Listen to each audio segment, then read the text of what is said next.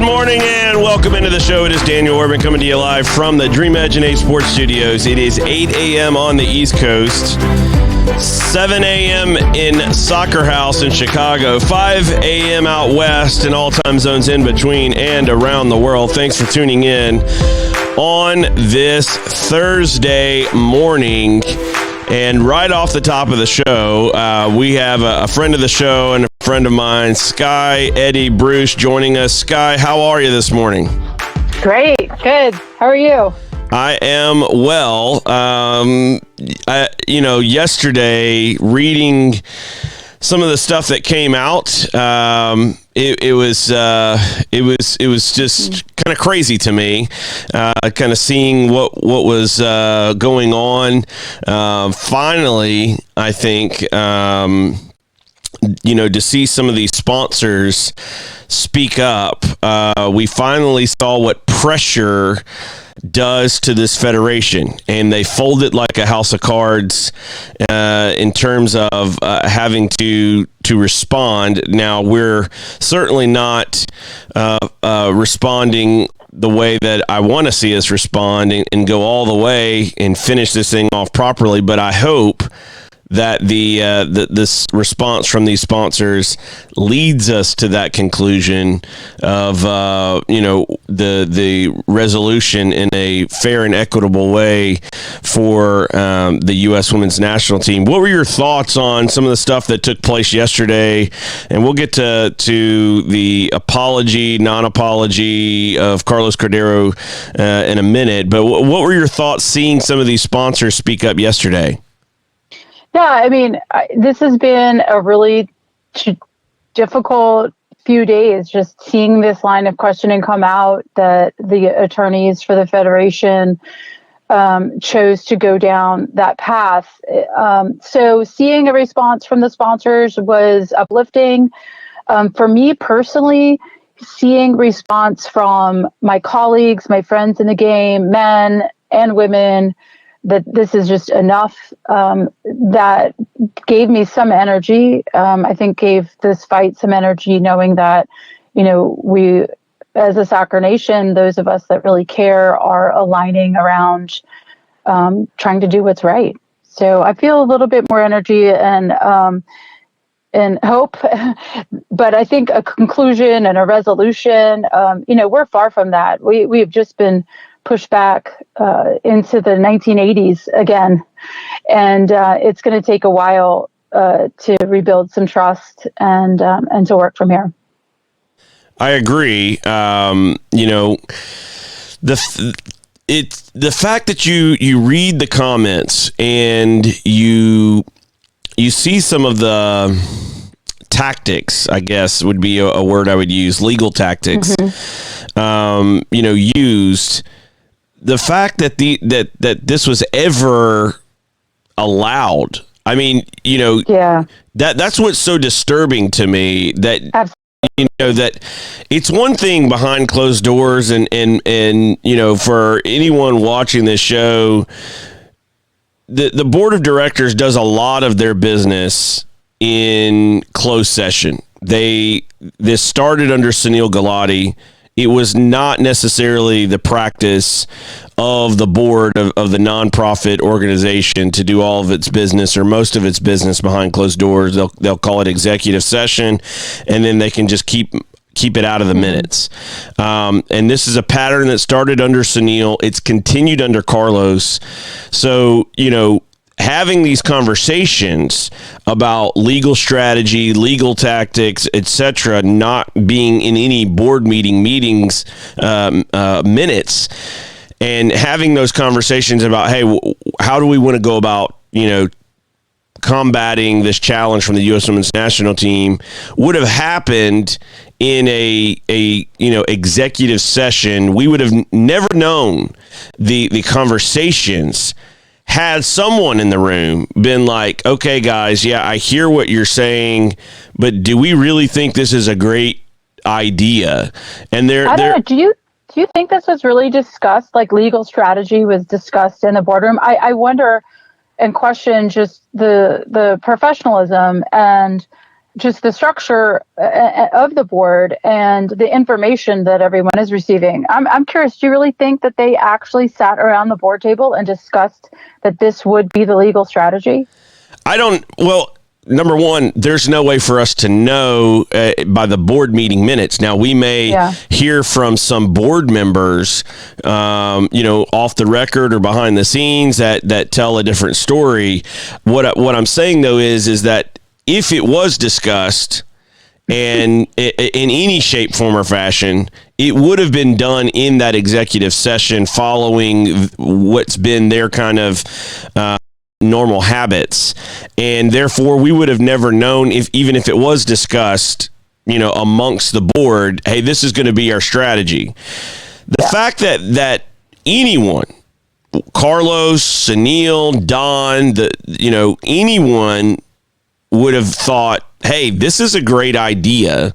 Let's go with this. Even if it wasn't discussed in an executive session and was kind of handled with a smaller group of people who kind of like said, hey, here's how we're going to handle this, kind of off to the side, to ever think that was a good idea, knowing that these comments, once they were entered into public record, someone was going to make them public. It's just astonishing to me that you would ever think at that point, hey, let's keep going down this path in this direction with these tactics and go against the U.S. women's national team. But in my view, what I read in these comments, and I'm not a female, you are. I don't have daughters, you do. So you can speak to this much better than I can. But when I read the stuff yesterday, what I took it as is not just a way to combat the U.S. women's national team. Those comments to me said, hey, we think women in general, female athletes, are never going to be considered on par with male athletes. I mean, to me, this went way beyond the U.S. women's national team. Did you take it that way? I absolutely did. I think that we've just been told that, male players, they're always going to be superior if we look at this from, a standpoint of genetics. It's ridiculous that we could think that just because they are faster and stronger, that they will be superior to the women. And this is why I feel it's important to speak up right now. And I feel like it's important for me and other women and men to sort of tap into this fight here, because of the generation of girls that are now so amazingly disenfranchised. I hated looking through my Twitter feed and seeing comments from coaches that girls came to their practice that night talking about how they have that they have just as much to give as the boys, that girls are feeling like they have to defend themselves against the very federation that is here to support them, that is here, to administer them. It's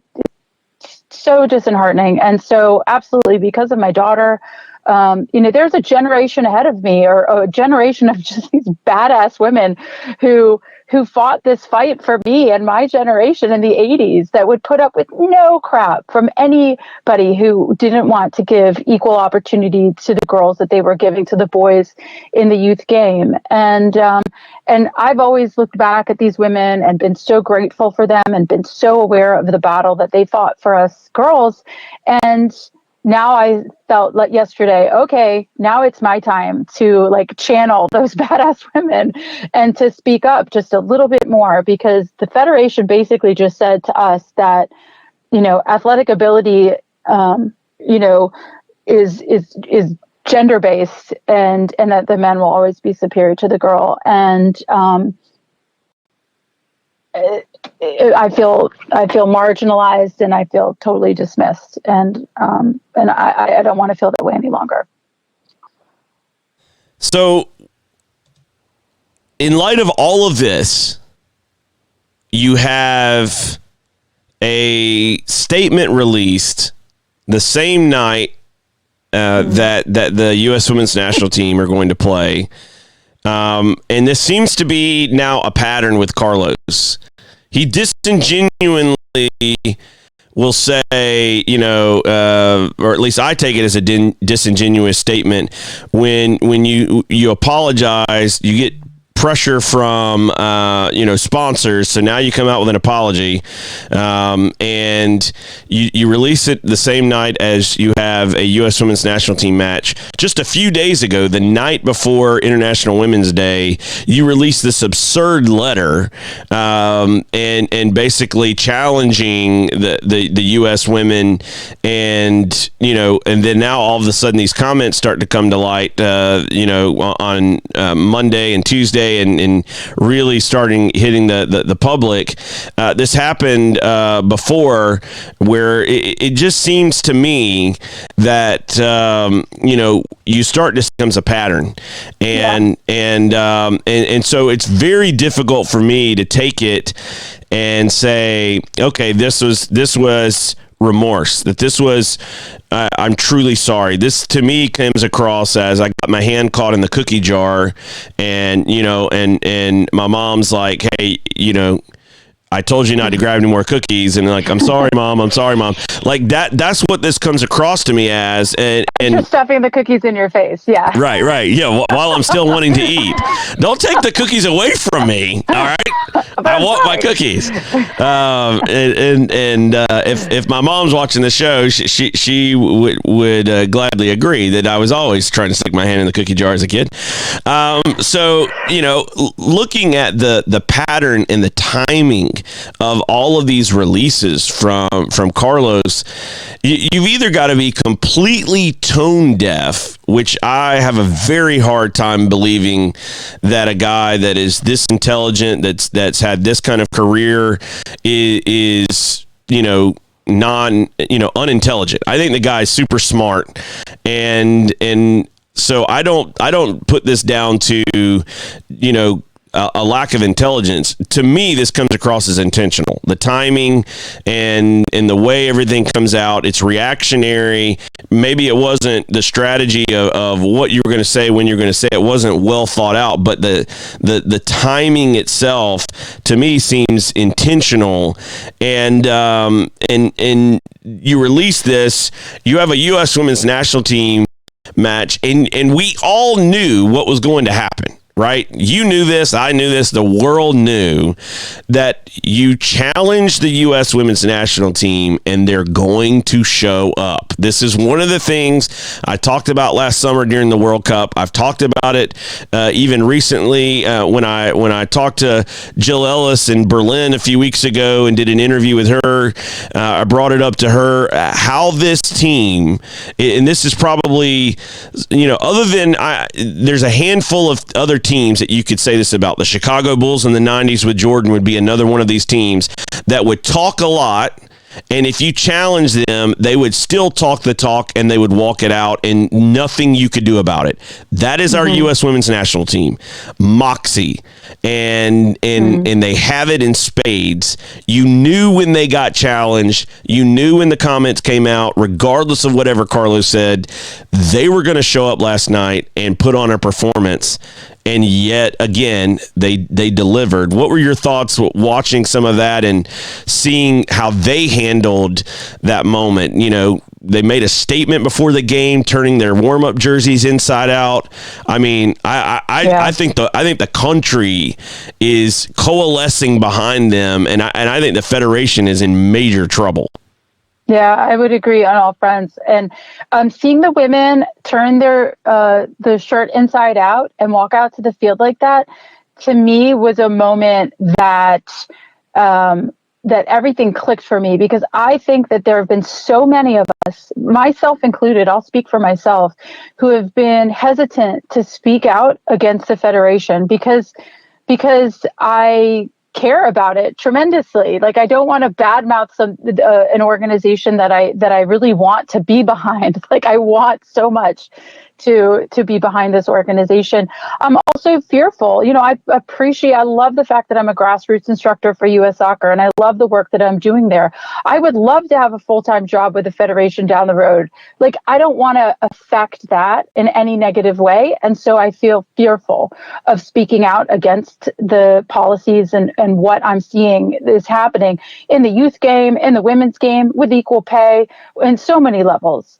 And so seeing the women stand up like that, things click for me in a different way, just to see that they are working so hard and willing to put things on the line. I think that the energy is building, and you're right, the federation is in trouble, and there is a rallying cry that's stronger and louder than I've ever felt it before. And I love that we've got to work past this, and we have to have more progress, because there are millions of young kids whose lives can be positively affected by the game, and who yesterday were just told that what the federation really thinks about them.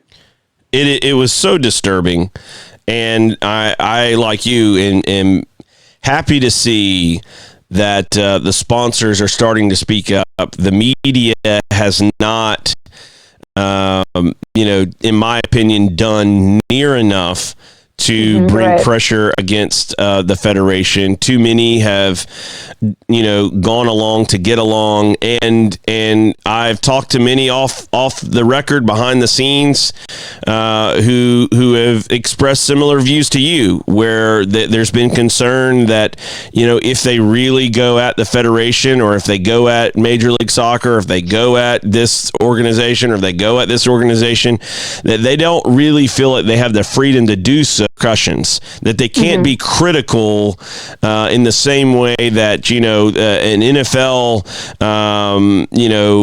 show on ESPN, you'll see guys on there, and if they don't like something, they'll just go at it. They'll bash it. They'll talk about it. They'll have an hour-long show, and they'll examine this, and this.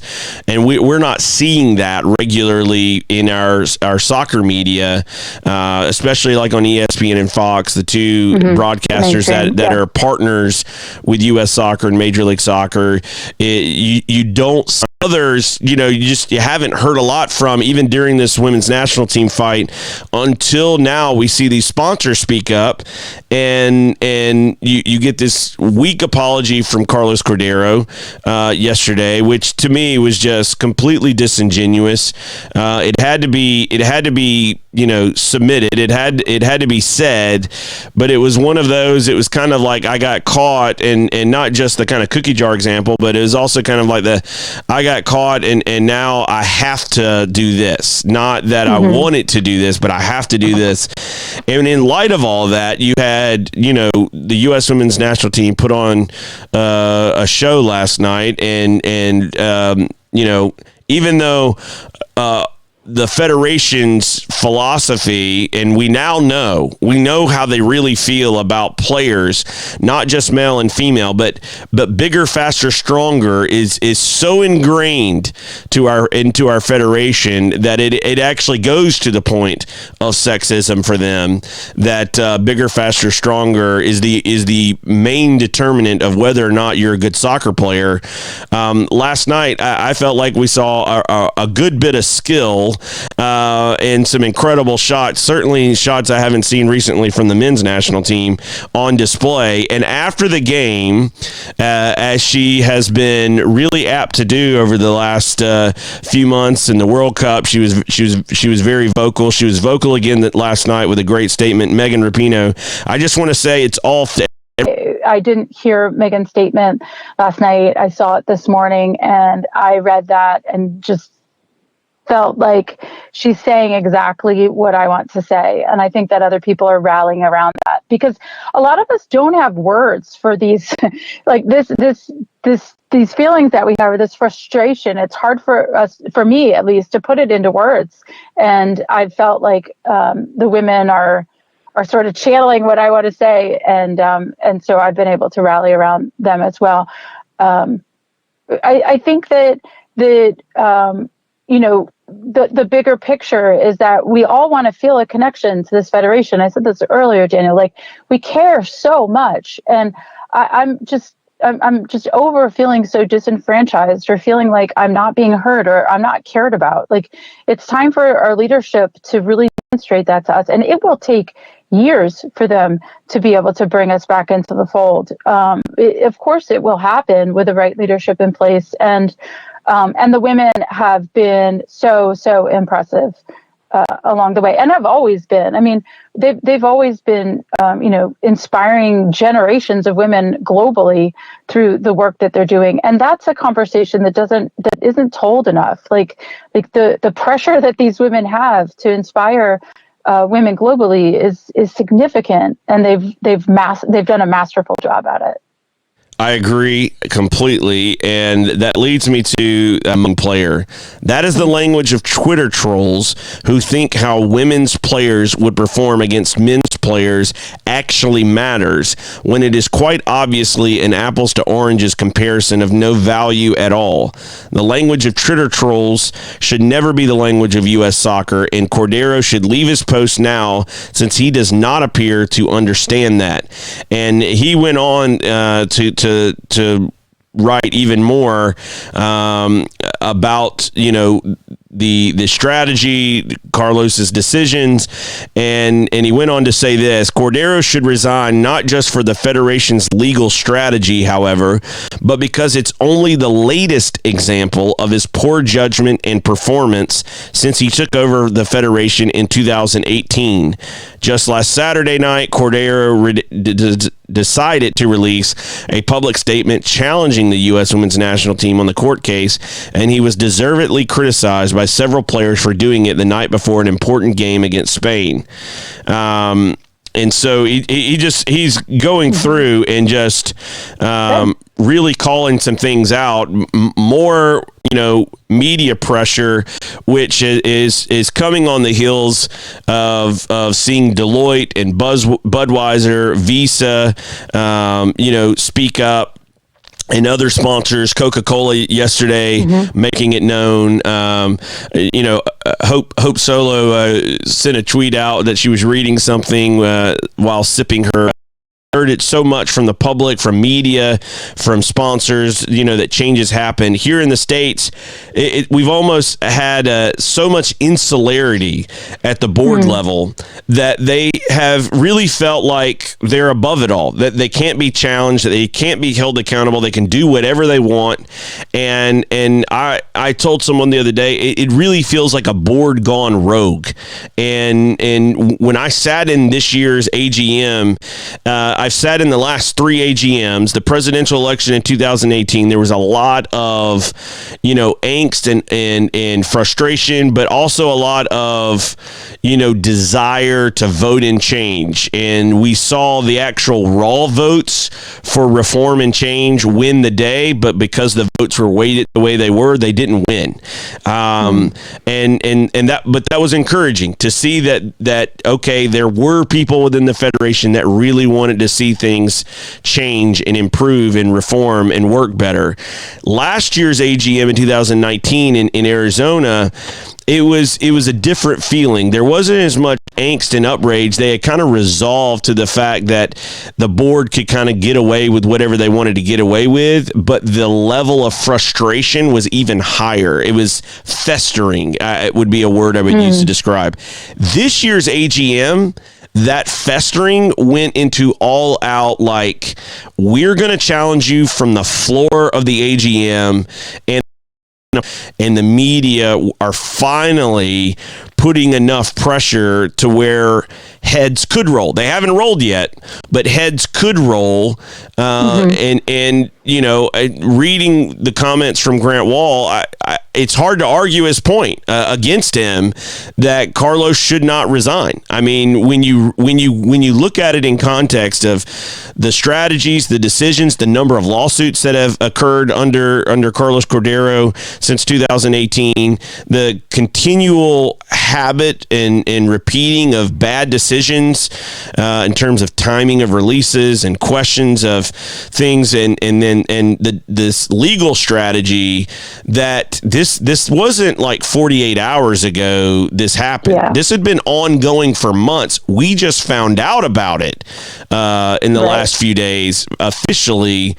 And now everybody's going crazy in a good way. And I'm not saying like they're going crazy in a bad way. I'm saying like that the pressure is building and building and building in a way that it needs to build if we are going to really be a serious soccer country.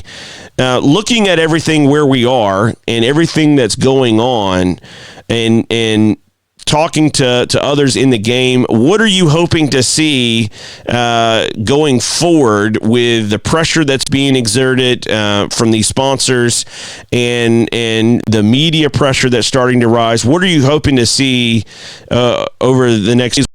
That was really exciting just for me to listen to you reading those quotes from it.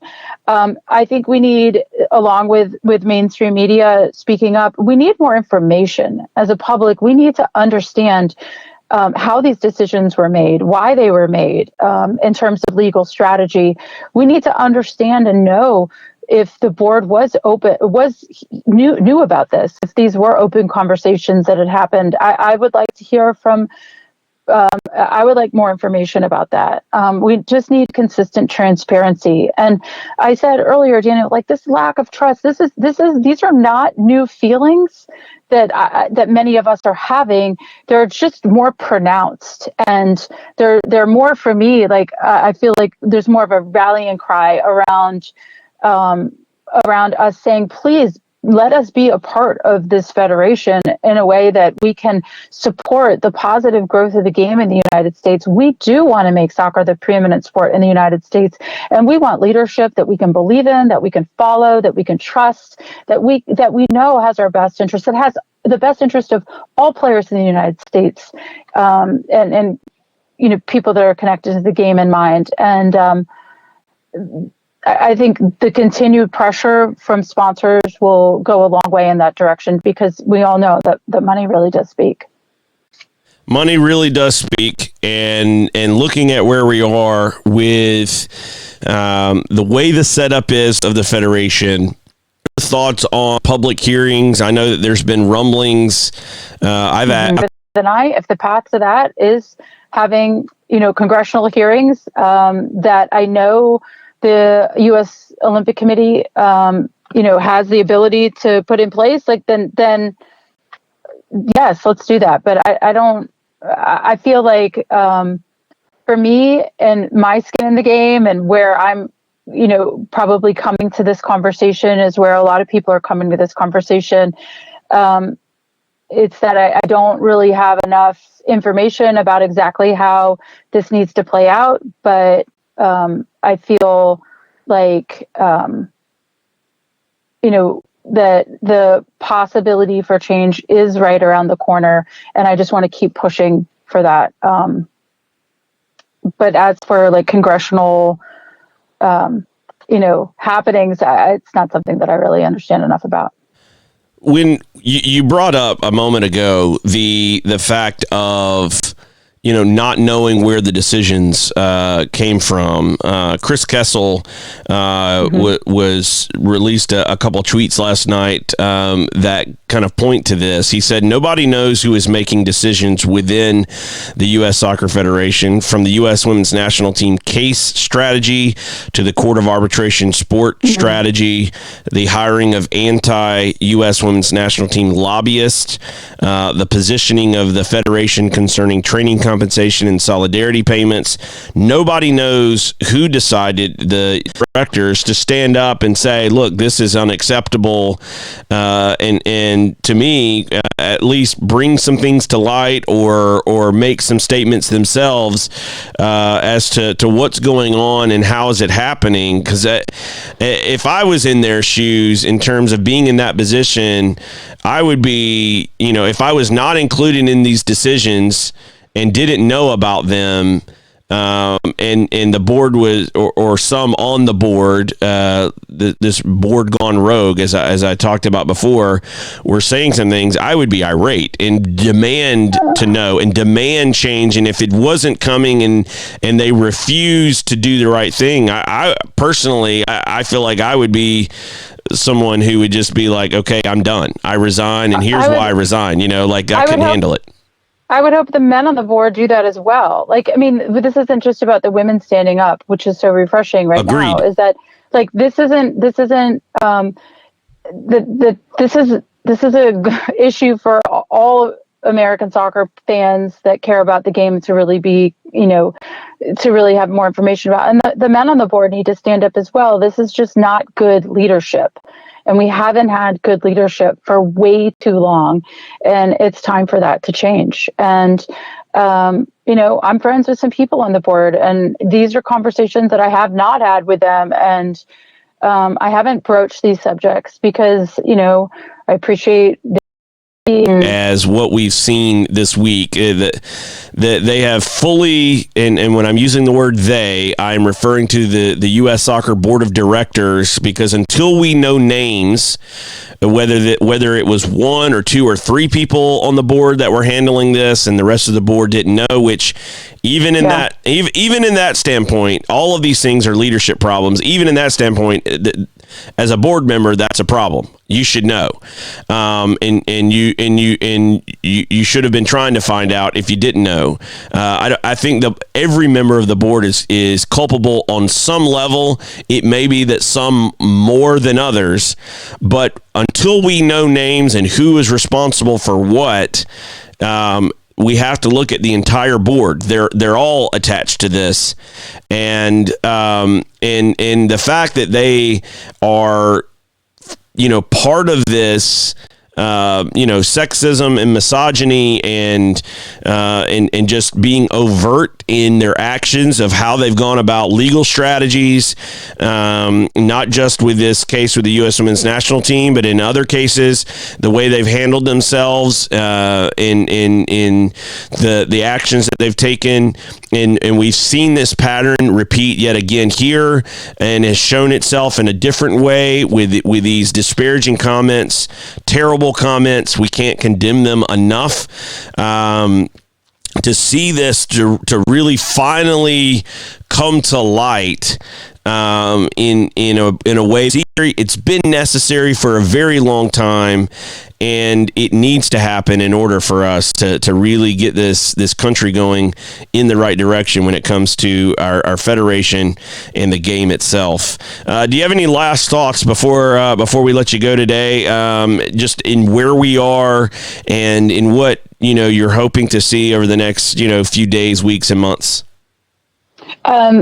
First, really well said. Your comments just then. I do feel like the call for leadership reform is loud and clear right now, and we do need all of that to come to play out. I guess my last comments is we need transparency about what's happening in the boardroom. We need more mainstream media coverage about these topics. We need more information as a soccer community about what next steps can be and should be. And I love the fact that these conversations are happening, that Grant's pushing out that article. More of that conversation needs to be had. And we need people to stand up and try to find words and speak about these issues and continue to demand change through our federation. I completely agree. And, looking at where we are, because we don't have transparency yet on these decisions in the board, I hope that some board members, male and female, and they know who they are, that we all know who they are. We know who's on the board. Begin to speak up and speak out. A public record of our board members on these issues, or at least some of their thoughts, is warranted. And I would hope that we would see that from all of them in the days, weeks, and months ahead. So Sky, thank you for joining the show, for hopping on this morning, and sharing your thoughts. And for those watching or listening, you brought up a point in the very beginning about fear and fear of retribution, and we talked about that. Thank you. I just want to say to you and to the others who are speaking up, thank you for being brave, because it is not always the easiest thing to do to speak up against this federation, even if it's warranted, even if it's not personal and it's just a critique or saying we need to do better in this, or I feel like we need to see this. Even what you and I might look as, benign comments of just, hey, I want to see this get better. There's always been this kind of underlying fear of retribution, of limiting your access or limiting your advancement within the game from so many, because it's happened to them before. And so for you to speak up today and to say the things that you said, I just want to thank you for being brave and speaking up and coming on the show today. Absolutely. Thanks, Daniel, for having me. I appreciate it. Always. That is Sky Eddy Bruce. Thank you to her for joining the show, and from the legal strategy side and the lack of leadership side. There's a lot of really good information and content here that I want to share with you coming up after the break. But I just want to kind of give you a heads up that interview we did yesterday, before all of that came out, we were going to air it today. And in light of everything that happened last night, some of those topics that I know we would have gotten into with Anthony, we don't discuss. And so, but there is a lot of great stuff coming up here in just a minute after the break. We are going to run an extended show today to cover this, because this is such a big moment in American soccer. It is a big day in American soccer. We have not seen this level from a governmental standpoint, from a public standpoint, from a sponsor standpoint, from a media standpoint, from federation member standpoint. We have not seen this concerted of a level of pressure on the federation in my lifetime. And it is appropriate, and I actually think it should be higher. I think it should be more. And I think that our show today is dedicated to this topic today of really looking at where we are and where we need to go, and why these issues, which have been plaguing the federation, keep happening. They are leadership issues, plain and simple. And like it or not, if you're sitting in the top job, and I think the board, if they are not willing to speak up and speak out, should also begin offering resignations. And I would hope that the membership of the federation begin to speak up and speak out on this as well. Enough is enough. It has to change, and it cannot go on any longer. So I just wanted to kind of let you know that we are going to run an extended show today, and we will be running an interview we did yesterday with Anthony DeChico that gets into all of this stuff. We look into some of the media strategy. We look into the federation itself and some of the decisions and where things are. And so it's a really, really great conversation about, more on the state of the women's game, content that I think you're going to really enjoy. And that's coming up just after the break. The sponsor for this hour of the show today, it's normally the first hour. The sponsor for this hour of the show today is Ductic Brand, DUKTIG brand.com. Now, this is a company that makes really cool products. But one of the things that's also cool about this company, that they don't look at themselves as inferior, because the two ladies that founded this company continue to be brave and bold and do incredible things. They are the founders.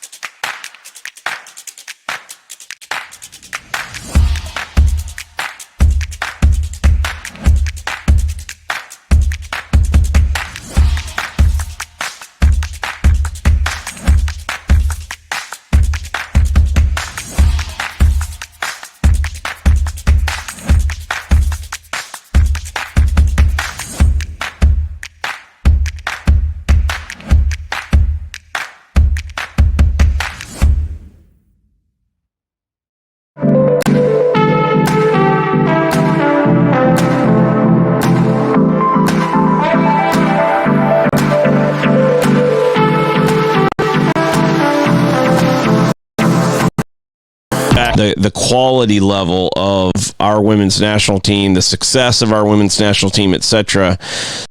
So this conversation about the women's national team today is really not just in light of what's going on in our borders, inside of our borders, but also the effects that this has on the rest of the world.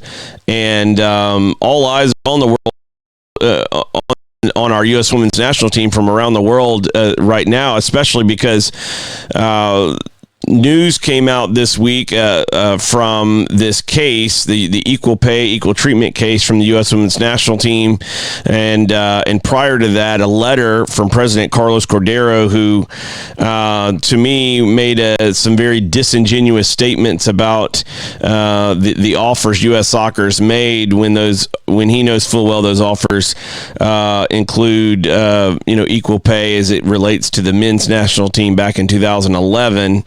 I don't know if you read everything that came out, like BuzzFeed, about where, some of the questions U.S. Soccer, the line of questioning they've taken in the court case.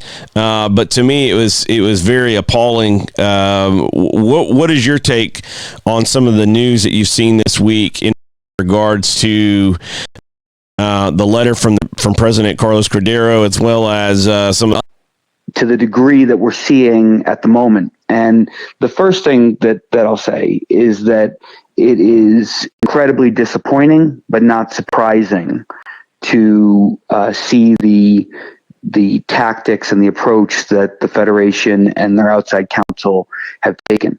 The second thing that is so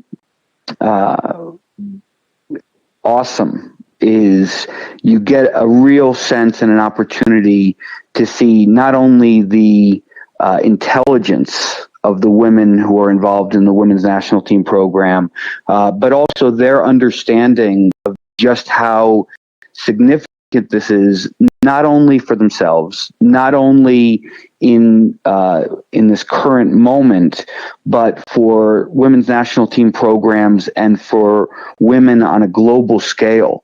And the impact that this will have that is not dramatically different from the way we view or see the 99ers, in that they had to they had to light this fire in the first place. They had to go on strike prior to the Olympics in '96 in order to force the Federation's hand and get to the point where these subsequent generations of players have been able to carry that torch with the flame that they had initially lit. So it's fascinating. It's disappointing. It's discouraging. And year in review and blah blah. The dog and pony show. Yeah, and there wasn't much there, and then we got to year in review and blah blah. The dog and pony show. Yeah, and there wasn't much there, and then we got to a couple moments. One was the Don Garber, I'm going to make a show of recusing myself whenever one of the bylaws came up for discussion. The Don Garber, I'm going to make a show of recusing myself whenever one of the bylaws came up for discussion for the board that had to do with the professional league standards. And I was sitting directly across from Don Garber. He looks up. I'm right behind Sunil, and he sees me. And I was sitting directly across from Don Garber. He looks up. I'm right behind Sunil, and he sees me. And to my right was Chris Kessel, and as soon as he saw who was sitting behind Sunil, and Sunil was the one who had brought up the discussion about the bylaw and the subsequent, who was sitting behind Sunil, and Sunil was the one who had brought up the discussion about the bylaw and the subsequent attached policy. Don attached policy. Don makes a show of, hey, I've got to recuse myself, and all this kind of stuff, and it was quite funny. And again, Dog and Pony makes a show of, hey, I've got to recuse myself, and all this kind of stuff, and it was quite funny. And again, Dog and Pony show. He and Carlos Bocanegra show. He and Carlos Bocanegra, and as well as Alec Papadakis, all end up leaving the boardroom for I don't know, 2 minutes, and then came back in, and as well as Alec Papadakis, all end up leaving the boardroom for I don't know, 2 minutes, and then came back in, and then later in the meeting when they were giving some other updates, Lydia Watke, who's the chief legal officer for the Federation, give some other updates. Lydia Watke, who's the chief legal officer for the Federation, gave an update on the Court of Arbitration and Sport case, which it had recently been announced right before this AGM that U.S. Soccer had won their case. Recently been announced right before this AGM that U.S. Soccer had won their case. Based off of, they didn't say this, but they won their case based off of Chuck Blazer, the notorious, was just all giddy about this. And I talked to several people afterwards just because it was an odd moment. Now, the rest of the board wasn't jumping around like that, but I mean, she was just really happy about winning. And I said to a couple of people, what it said to me was not really whether she was for or against, the Article 9, the Court of Arbitration and Sport, promotion, relegation. I don't really even think she cares or knows or whatever. Like, I never got that impression that the substance really even mattered to her. What it came across to me is a lawyer being competitive, wanting to win for her client, do her job and be seen as, someone who got the job done, a win at all cost. I won the case for you, basically. So when I saw the stuff come out this week on the women's national team case, in the line of questioning that was taken, the letter that came from Carlos about, their really poor efforts on posturing and winning over public support here.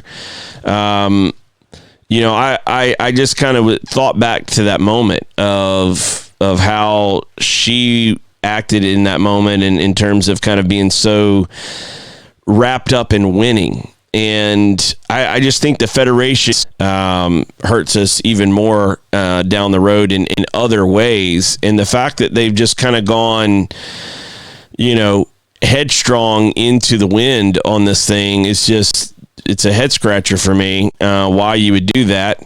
And I look at the disingenuousness of the Federation stance on, their quote unquote good faith negotiations with the women's national team. And at the same time, keeping in mind that at this AGM, there was probably 20%, 25% of the crowd who clapped and celebrated whenever a gentleman stood up and disparaged the women's national team at the AGM and how they celebrated in the World Cup, and very much the same kind of, I would call it this old school chauvinist mentality that women's sports are lesser than men's sports mentality. And his comment got celebrated, and then others like Heather O'Reilly and countless others stood up in the women's national team defense. So it's not just at the board level within the Federation. There are members throughout the Federation that share these same views, that the women's national team and women's programs are, kind of can elevate the cause of equality in broader terms. But it shouldn't matter, right? That is not what this is about. It shouldn't matter that our men's national team didn't qualify in 2018, and it shouldn't matter that our women are two-time defending World Cup champions. This really boils down to something that kindergartners understand, which is right and wrong. And the Federation's approach to this and a whole host of topics has just been plain wrong. It's just wrong, and the residual effect of being in the wrong so many times is relevant now because we're seeing it, right? Dan is no longer the CEO. Jay Berhalter is no longer there. Sunil is no longer the president. But what persists is the culture. What persists is the failures of leadership. And I think it's a really important point that you bring up, that it's not just coming out of Chicago. It's failures of leadership across the spectrum of these member organizations that are all represented in the structure of the Federation. And it's wrong. It's wrong to have two Division I leagues in the Pro Council that don't have equal voting rights. That's wrong.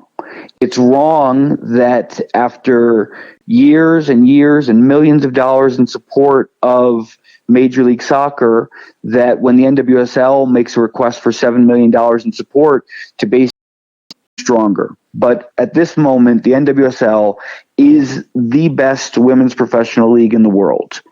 And we can't find $7 million to ensure that future is developed and well funded, and we're the poster, the standard bearers, the poster girls for young women and young girls around the world who want to be professional players.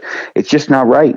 And ultimately, it's bigger than Lydia. It's bigger than Sunil. It's bigger than Carlos. It's about us having this self-realization moment where we look at where we are and we look at where we want to go and where we can be, and then we figure out how to get there. And that's not what any of this has yielded, right? All this has yielded is deeply, deeply entrenched, views being rehashed and resurfaced. And now what we're seeing in these filings is a major disconnect between the rhetoric, right, and the actions. Because any member of senior leadership at U.S. Soccer who is willing to stand by these legal arguments that are at the core sexist and misogynistic, and any board member who's willing to, from a diverse background, it shouldn't matter. It's about creating equality of opportunity, and we are very much not on that path at the moment. We're certainly not, and also one thing I think that people miss, and I've seen this brought up during the discussions on social media about this case specifically, is they'll talk about the fact that, and I've heard this directly from members of the Federation as well as the Federation staff when I've had some kind of off the record conversations with some of them, and they've used this same line of thinking. And I just want to highlight something that you mentioned and provide some clarity to the audience surrounding this when it comes to the finance piece. The women's national team players that play in the NWSL are paid a higher salary than the average NWSL player, and the Federation has subsidized that salary. That part is true. However, whenever making that argument, and I've heard so many do this, they'll say, well, we're already paying the female players, the women's national team players, higher salary than the men's national team players. Let's back up for a moment and remember that Major League Soccer for nearly 20 years has been subsidized by the federation. Where do you think the money to pay for the likes of getting, more guaranteed money is another? It's like Carlos's letter the other day where he said, well, we've made a good faith negotiation of equal pay to the men's. Back in 2011. I mean, that deal is expired, and the men's are currently negotiating a different deal. Let's talk apples to apples here. And in the same way, when it comes to the finance piece, we need to make these acknowledgments and link things up, because the Major League Soccer, Soccer United Marketing, U.S. Soccer Federation kind of, circular arrangement here of money going back and forth and around through those three organizations, and then to sit over here and say that the NWSL and these women's national team players have received preferential treatment over the men's, that we're going over and above, it's still, that money is still a drop in the bucket compared to the amount of money that has been subsidized to Major League Soccer over the years. So your point of asking for $7 million and going out on their own and basically launching independent of the federation and federation management is still, to me, small potatoes compared to what the federation has done and continues to do with Soccer United Marketing and thus Major League Soccer. Well, one of the things you learn from watching organizations like this over a whole lot of years, and some good decisions. I think Vladko was the right hire. I don't think that we need to be in a point where we take on the tact that the federation has of scorching the earth. To me, and I know other people disagree with me on this, to me, the federation is not beyond repair. To me, the opportunity that this entire situation represents is to unravel the ball of yarn that you're describing. And Soccer United Marketing came along at a time where its initiative was not something that was inherently bad or evil.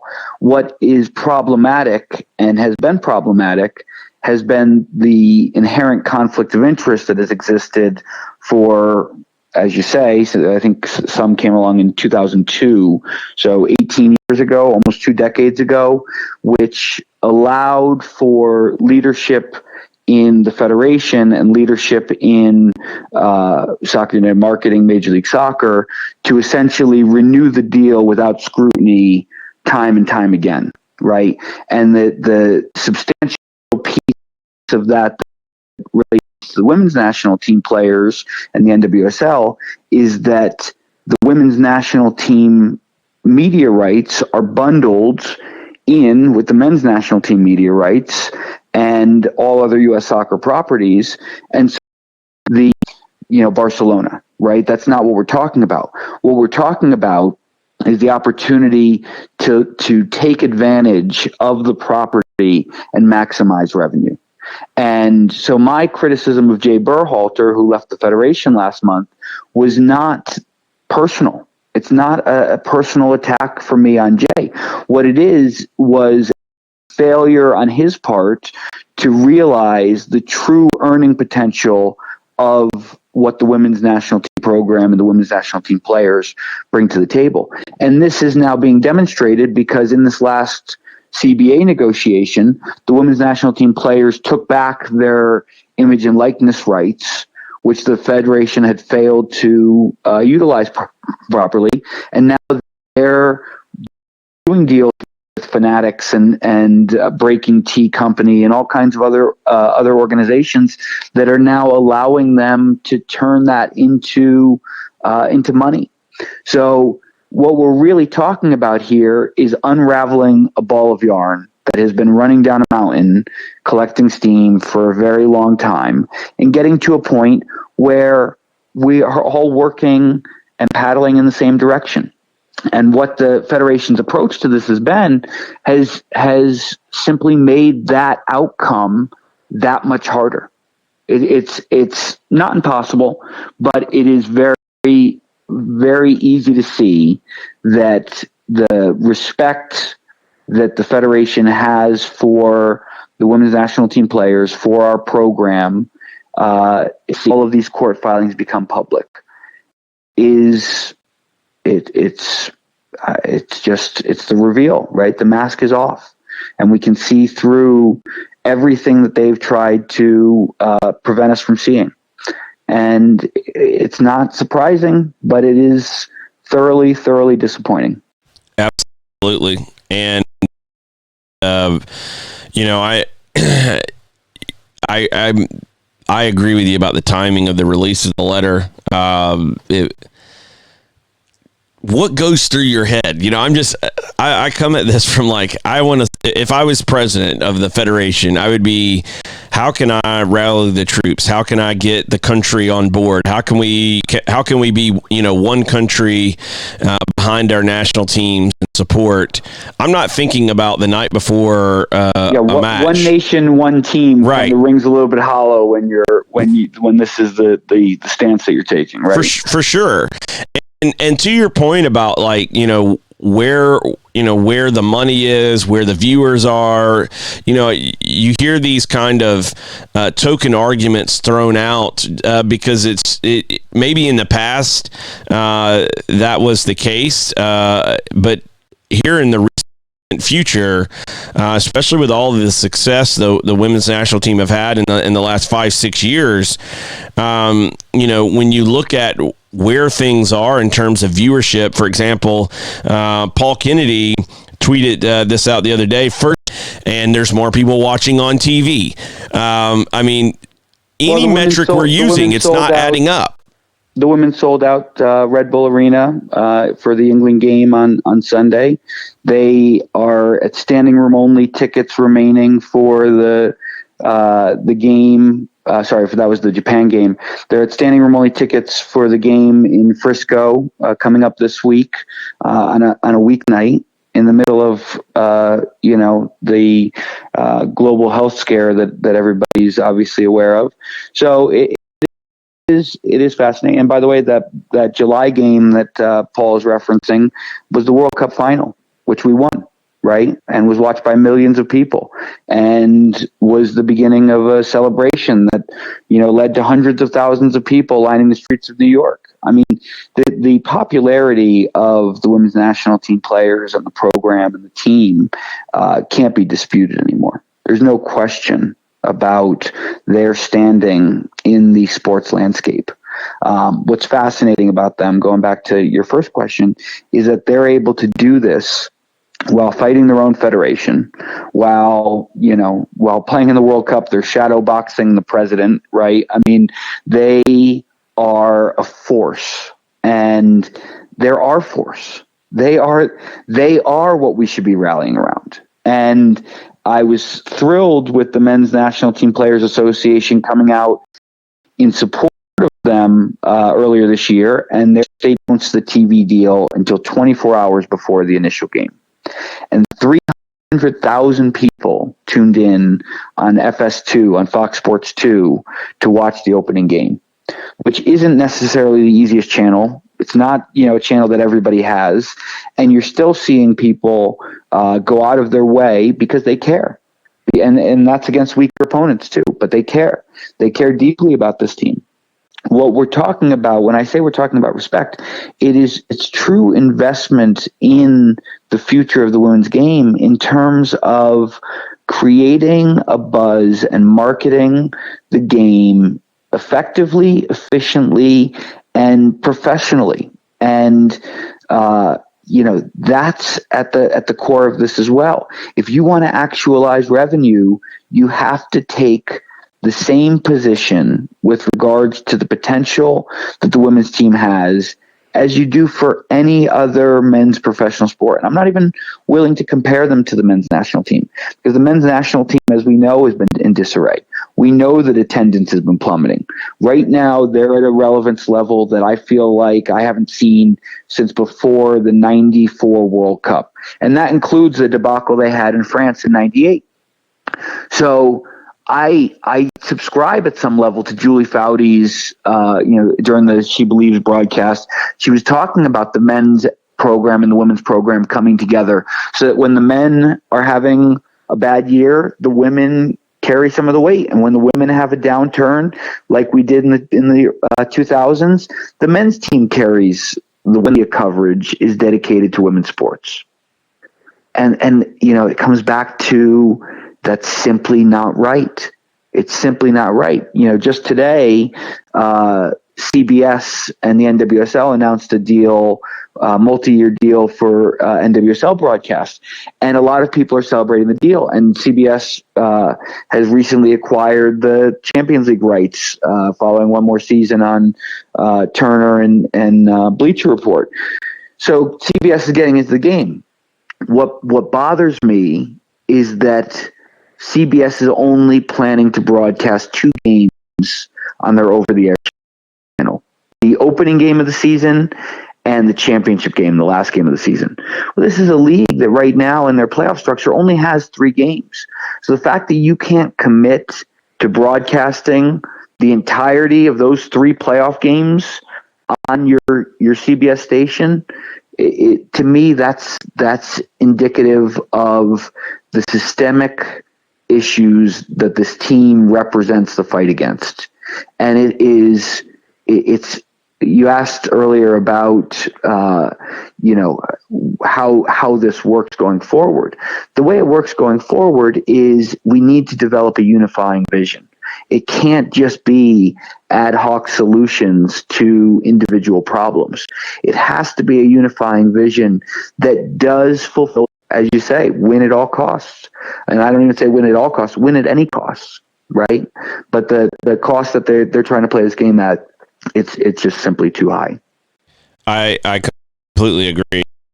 I want to kind of wrap up here with 2 things, and this is more of, instead of a look back and a look at the present, I want to look into the future, and in 2 areas. The 2 areas where I see major opportunities for progress and for growth in terms of support, resources, publicity, etc., is media. And you brought up the CBS deal. How do we continue to promote and elevate the women's national team, the NWSL, etc., and make it a bigger priority and be able to kind of, change, as you pointed out, only 4% coverage across media platforms for women's sports. How do we begin to change that paradigm, and can the U.S. women's national team and the NWSL be a leader in that movement of change? And the second point is, within the federation, the other big opportunity I see is for those members in the youth council, in the adult amateur, take up bold steps to support women's sports, and specifically our women's national team and the NWSL. And I just wanted to get your thoughts on those 2 areas in terms of looking forward. How do we continue to elevate and move this conversation along in a positive way to create better outcomes in the future? We have to stop. First of all, the first thing I'll say is there's no silver bullet to what we're talking about here. Right. There's no, snapping our fingers and saying, this is what it's going to be. There's no king for a day or queen for a day. It doesn't work like that. So what we're really talking about is a coalition of people who have ideas and the will of the membership to implement those ideas. Right. So what it really looks like is remaking the leadership in our soccer landscape to make it look more like the membership of our soccer landscape, to make it representative of the people who do care. Because all we have to do is look at what is happening with women's football in Mexico to see that there are lessons to be learned from outside of our borders that we can take, borrow, revise, implement. There are organizations across the country, and some of that has to be selfless. It has to be people deciding that they have done, because I don't think people who are in these leadership positions are trying, for the most part, to sabotage soccer. But what they have to realize is that in your efforts to do what you've been able to do, the course has been run, and it's time to pass the baton. It's time to pass the baton to people who have fresh ideas and fresh opportunities to apply pressure to media organizations. The number that's even scarier than the 4% is 0.4%. 0.4% of sponsorship dollars globally are invested in women's sports, including athlete sponsorships, right? So it's about applying pressure to sponsors. It's about leveraging our position. It's about developing a coalition on a national and international basis that forces these companies who are spending the money just to reallocate those budget resources, right? They're spending the money. You know, if we got to 10% before the next Women's World Cup, if 10% of SportsCenter was women's sports, that would be progress. It's not where we should be. It's not where I want to see us, but it would be progress. You know, one of the things that you referenced was NBCSN. NBCSN is doing more than some organizations, or NBC Sports. So to shift from soccer for a second, on International Women's Day on Sunday, they had an all-female broadcast team and an all-female production team for one of their hockey matches, which is great, right? We love that. But take it a step further.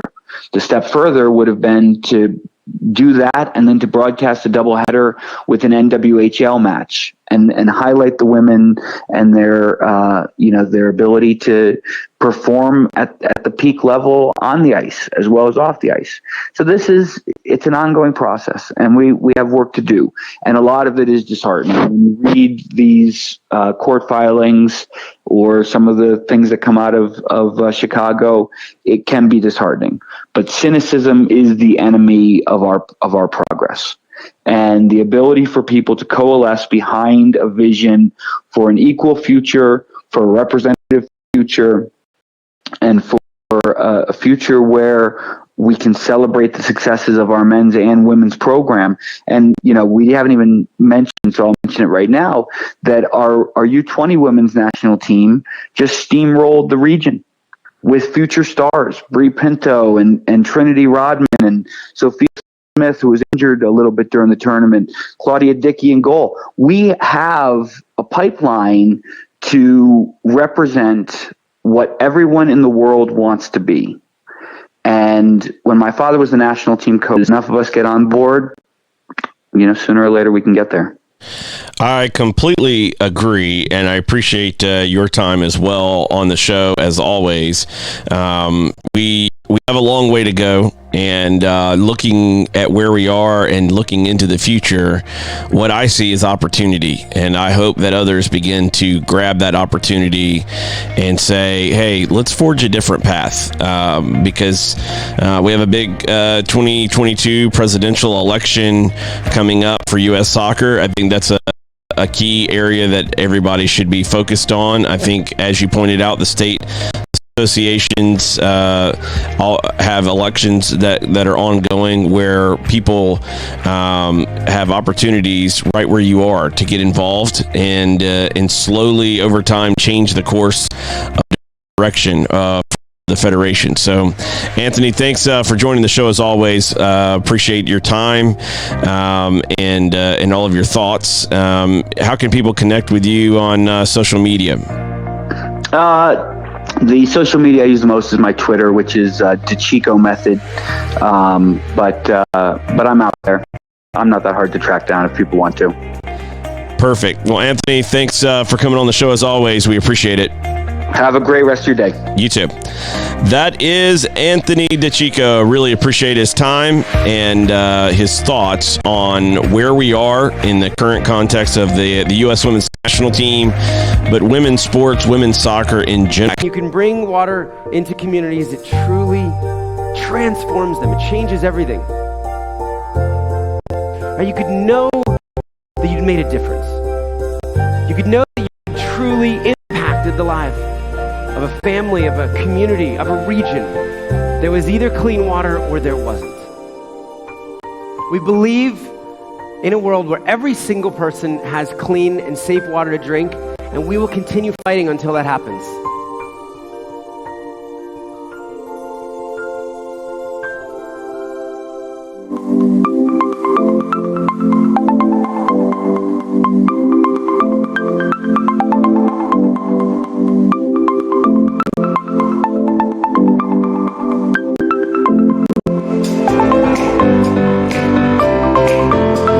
Welcome back into the show. Thanks for tuning in. This has been an extended show today with so much going on surrounding the Federation and the U.S. women's national team. I just wanted to kind of close the show today. First of all, big thank you to Sky Eddie Bruce as well as Anthony DeCicco spending time with us talking about these issues and really a lot of things going on within the Federation that go beyond just this one case. And he mucked everything up and muddied everything up for participants. They have created a gatekeeper system and have done things intentionally to limit access and opportunity for clubs, for coaches, for players, for scouts, referees, etc. And they have done so with an attitude of arrogance.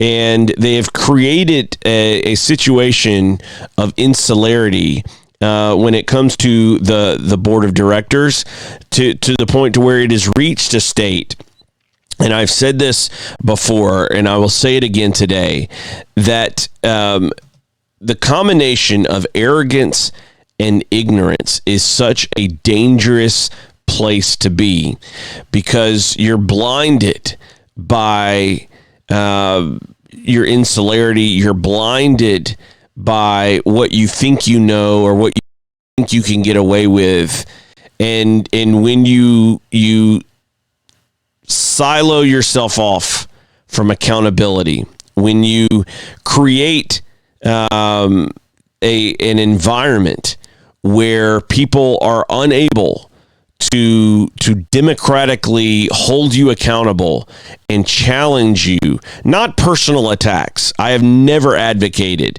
for personal attacks, but what I'm talking about is holding accountable, having a debate of ideas. And what we are seeing play out in these court filings, this is not an accident. This was not a mistake. Let's be clear on that. It was intentional. It was well thought out, and someone or some group of people actually thought it was a good idea.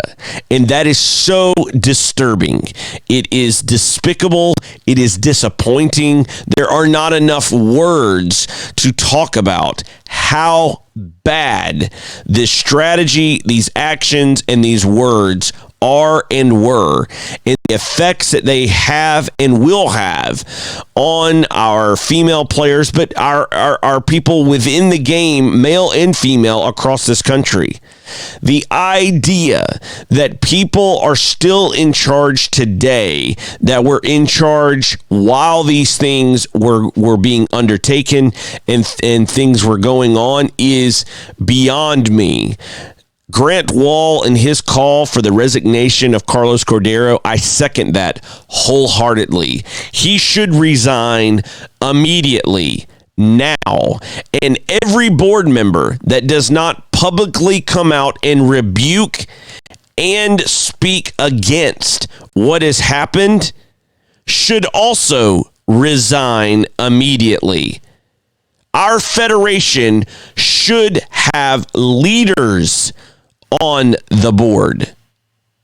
Leader in a hole and hope this passes. Now is not the time to even let one person take the fall unless it was just the one person who did it all. But I have a hard time believing that is the case. I have a hard time believing that the board of directors are not culpable in some way, form, or fashion. Either you kept your head down and didn't want to know all the details so you could have deniability. That is in denial. That is an opportunity for you to try to not lead, not be accountable, or you knew about it, which is even worse, and you went along with it. And I get it. It's difficult. You're in a difficult situation. You're in a difficult moment. But the truth is, if you are in a leadership position, we're counting on you to lead. And in these difficult moments, we need you to lead. And it's not just our females on the board, it's our males as well. Everyone on that board needs to be accountable. They need to be on the record stating what they think of the situation, the comments, etc. And I think this whole aspect of Carlos Cordero resigning immediately, it may need to go beyond that.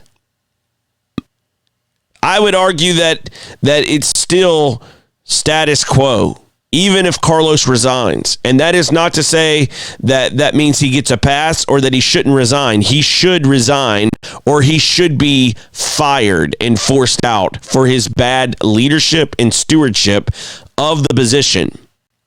But in order to change the culture, we need to change the leadership leading the federation, and that is at the board level. This is a board that has gone rogue, a board that has done whatever it wants to do without fear or of repercussion, fear of accountability, fear of transparency. And this culture has existed and permeated throughout the board for too long. I am glad that sponsors are speaking up. I am glad that the U.S. women's national team are bold and brave and amazing at what they do. But even if they were not the world's best, it still would not warrant the comments and treatment that has been put forth by this board of directors and by this president. This is nothing personal. This is not a personal attack. This is an assessment of a job performance. And when I look at the president of this federal tactics and strategy, the horrific words, the actions, and the comments, all eyes should be on the president and the board of the federation. And changes need to happen immediately in order to change the culture and begin to rebuild a bridge and mend the fences within the federation. And if board members are not willing to be accountable, not willing to step up and put their name on record on how they feel in this situation, then you are going to be lumped in with Carlos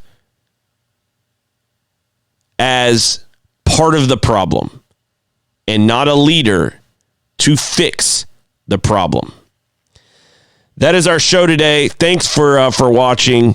Thanks for tuning in to this extended edition of the show. I would really, really like to thank again Sky Eddie Bruce as well as Anthony DeChico for talking about these issues, talking through where we are, the state of the game. It is time for Congress. It is time for the IOC. It is time for the U.S. Olympic Committee. It is time for CONCACAF, the members of the Federation. You can always watch on DanielWorkman.com or on Twitter. You can also connect with me on Instagram or Twitter at Daniel Workman. DMs are open. See everyone again tomorrow.